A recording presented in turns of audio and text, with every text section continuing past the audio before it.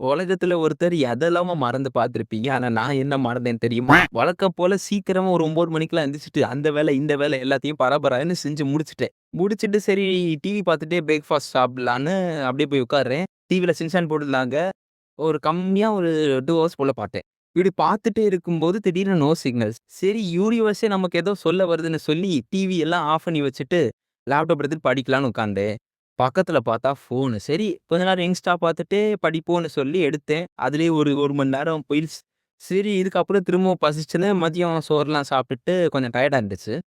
அதனால தூங்கிட்டேன். அப்புறம் ஒரு 4 மணி போல எந்திரிச்சு அப்படியே சும்மா உட்கார முடியல. ஏன்னா நெட்டு காலி ஆயிருச்சு.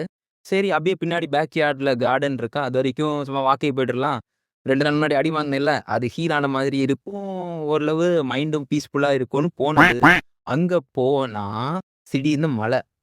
எனக்குன்னே வருவீங்களாடான்னு நான் அப்படியே ஸ்பீடா ஓட முடியாம நடந்து வரேன். வரும்போது எனக்கு ஒரு தாட். என்னடா இது அடி வாங்கி ஒரு 2, 3 நாள் ஆகுது. எனக்கு இவ்வளோ நாளா தான் வூண்ட் ஹீல் ஆனாம இதுன்றது இல்ல.